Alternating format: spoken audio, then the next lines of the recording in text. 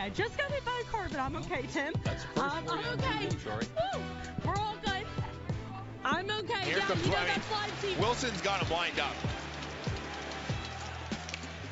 You know, you look at it the way that Bleed had his head down initially because he's dropping the puck, but he does get his head up the last second. And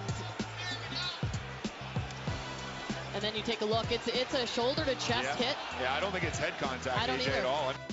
Oh, welcome to Interesting to See, your daily sports podcast, news, narratives, takes, and gambling. It's hard to tell who got hit by a car and who got hit by Tom Wilson. Tom Wilson annihilates a member of the Boston Bruins. That game, of course, a big rivalry in the National Hockey League. That clip of the woman who was doing her news stand-up getting hit by a car going mega viral, millions of views, of course. Crazy. I hope they get that guy. As a former journo myself. What the fuck, dude? Cannot believe that just happened. I cannot believe that just happened. And Tom Wilson is what Tom Wilson does, but I'm gonna be honest with you guys. That hit last night on Boston, pretty clean. That was a pretty clean hit. All right, let's hit some headlines real quick, and then we're gonna get to our NFL Sunday preview. Before we do that, let's start in baseball. A Major League Baseball, it has a lockout happening right now. During the lockout, the Tampa Bay Rays kind of floated this interesting plot that they were suggesting splitting their time between Tampa and Montreal. It's also been suggested that Tampa play and the Marlins play a lot of their games somewhere in Latin America. And baseball was like, no, which is dumb. Why? Baseball is allergic to making successful decisions and making money. I don't understand. Dak Prescott, who we talk about what Dak did? We did not talk about what Dak did. So the players, we found out the fans were throwing stuff at the players. Then we found out that the fans were not throwing stuff at the players. They were throwing stuff at the refs. And Dak said, good, I back him. And he wasn't joking. So the NFL fined him $25,000. It's not funny. It is funny, but it's not funny. Other news in the NFL that we'll get to right quick. Josh McCown, who is not a good quarterback for the Browns and a backup for the Patriots, has interviewed and is considered a finalist for the Houston Texans job. Man, dysfunctional franchises do dysfunctional things. And speaking of that, there are no active roster players in the playoffs that have COVID-19 or are on a COVID-19 list right now. Either A, that's because they all have herd immunity because everyone just had Omicron, or B, they're lying about testing. And it doesn't really matter because the playoffs are going to happen with them or without them. All right, let's get into the NFL Wildcard Weekend preview. That's what this is all about, and this is a gambling preview, gambling and narrative preview. We're going to start by taking a look at the 4 games and just understanding exactly what's going to happen. So yesterday we talked about the schedule. Game 1, Bengals-Titans. Game 2, Niners-Packers. So Bengals and Titans. Here's the thing to consider about this game. We'll get into betting all of this in a moment. The Titans have one of the weirder. They have such a weird situation happening this year because they are the number 1 seed in their conference. It's a conference that has Josh Allen and Patrick Mahomes and Lamar Jackson. They're number 1. But they got destroyed by the Cardinals, and they lost to the Jets and the Texans this season. They lost to the Jets and the Texans. They lost by 9 to the Texans. But they also destroyed the Rams, destroyed the Chiefs, and swept the Colts. But they lost to the Steelers and the Texans and the Jets. Those 2 teams are picking in the top 4. They are a weird team. But I think there's a good chance that people are going to figure out why they're good. Derrick Henry is back. No one knows how healthy he is.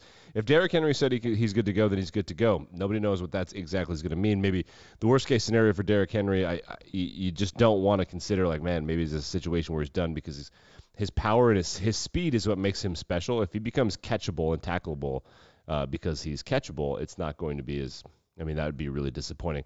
From a Bengals standpoint, they're just going to keep winging it, hoping a prayer. They have a garbage offensive line, and they're facing this kid out of Mississippi State, third-year player named Jeffrey Simmons, and Jeffrey Simmons is going to make life hell. I think, as we transition to gambling super smoothly, I think that there is a chance that rushing props are going to go under. I have Tennessee in the money line here. The only other prop bet that I like, I have two that I find interesting. So the first prop bet is Jamar Chase over under receiving yards. Jamar Chase and Joe Burrow is a magical connection, and you can't stop it. You either have the players to stop it or you don't. The Titans don't. Jamar Chase over 77.5 yards is an easy win. That's easy money. The other one that I think is interesting is over under touchdowns. You can get passing yard touchdowns for Ryan Tannehill is 1.5. I think that's an easy over. 2 passing touchdowns seems possible. A.J. Brown, Julio Jones is expected to play. Tannehill's kind of sneaky good. The Bengals defense is better, but not good. So I kind of like those. So in the Bengals Titans, I like the Titans to win the game. Jamar Chase over 77.5 yards is going to be a good situation. And Ryan Tannehill over 1.5 passing yards. All right, game number 2, Niners and Packers. A couple of years ago in 2019, the Niners just destroyed the Packers. They did that in San Francisco twice. They did it once on Sunday Night Football, and they did it again in the NFC Championship game. Both games were like the same game. I think one of the games there was like single-digit passing attempts from Jimmy Garoppolo. The times they are changing. The Packers are a far better team. Aaron Rodgers is on point. Matt LaFleur has instilled an element of toughness and they're really scary, the Packers. They're a scary group. The Packers are favored by 5.5 points. The Niners are very strange. They're going to have 2 excellent quarters in every game. They're going to have one quarter that's just blah, and they're going to have a quarter of like, can we stop the bleeding? They almost gave up a 24-point lead to Detroit in Week 1 in 2 minutes and 20 seconds to end the game. It was incredibly close. Against the Cowboys, it looked like they could not be stopped, and then all of a sudden they were just getting stopped all over the place. The Packers have a very good offensive line. It could be a great offensive line. No word on whether the best left tackle in pro football, Brian Bakhtiari, is going to play or not. Right now it appears as if he's going to. He played against Detroit, and maybe he got injured, maybe he didn't. He looked happy. He was smiling. No one knows. Aaron Jones, A.J. Dillon, ready to go in this one as well. Jair Alexander, we could see him. I thought I saw on Twitter that he's going to go, but I don't know for sure. All right. The best bets for Packers and Niners. Aaron Rodgers over pass attempts. So the Niners are going to try to put pressure on DJ Jones, my boy out of Ole Miss. Also Nick Bosa on this team. The Niners have a really good passing defense, and a lot of that has to do with the fact that their safeties can make it look like people are covered for long enough for the pass rush to get home.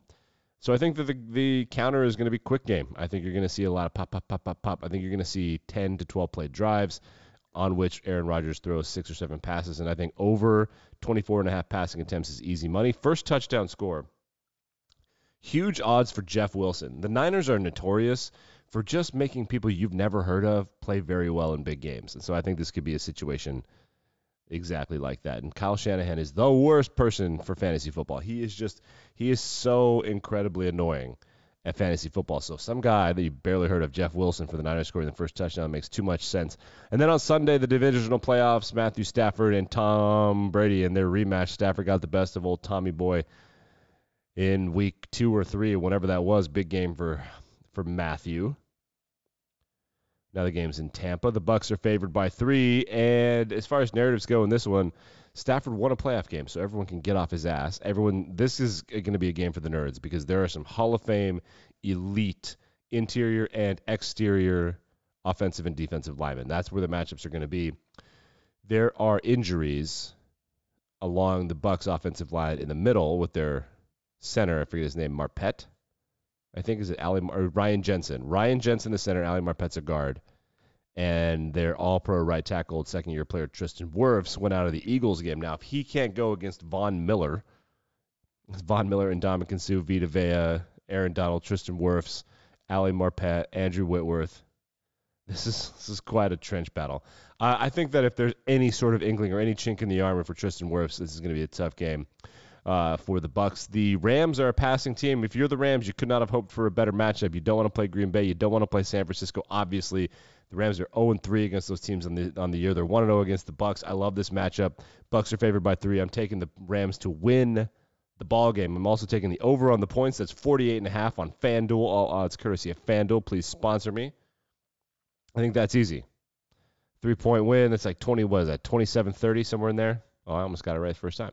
28, 24, doesn't matter. Somewhere in there is where this is going to be. You get four touchdowns each. I think that's easy peasy, lemon squeezy, no problem there. And then the second game of the weekend, Bills and Chiefs, Mahomes and Watson, or Mahomes and Allen. I can't say it enough. Bird, Magic, Brady, Manning.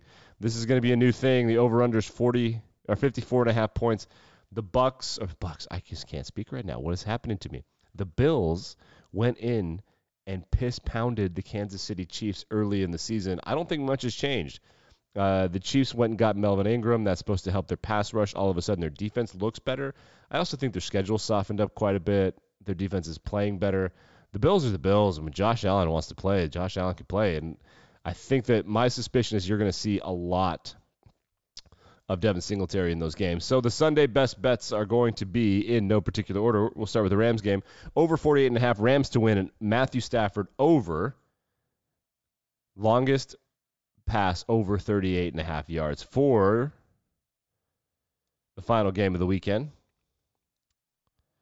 Bills and Chiefs. I like both of these teams a lot. I like Josh Allen, longest pass, over 36.5 yards. I like Stafford's longest pass. I like Patrick Mahomes' longest pass. And I like Dawson Knox' longest reception. So Stafford, Allen, and Mahomes all have longest passes around the same. It's about 70 or 37 yards. For Dawson Knox, his longest reception is right now set at 17.5 yards. I think that's definitely possible. They're going to put Daniel Sorensen on him, and last time they did that, it was a disaster. It was an unmitigated disaster. It was a joke. You can Google it. Hilarious. It was just pure hilarity. So I love Dawson Knox right there. That's going to do it for our NFL divisional round preview. Be back and better than ever on Monday morning. We're going to hammer this Michigan thing. It's time to crank up the heat. Catchers and pitchers not slated to report in a couple weeks, and NFL draft talk coming up. NHL All-Star rosters announced. Good point made by my boy Nate McKinnon at Colorado, who got mad that there had to be a representative from every team. Like, wow, why? That's dumb. Just have the All-Stars. Kind of agree with you, Nate. I kind of agree. Like, rate, review, subscribe. We'll be back and better than ever tomorrow morning. Wait. No, I won't. Monday. You know what I mean. Let's get the hell out of here. It's Friday.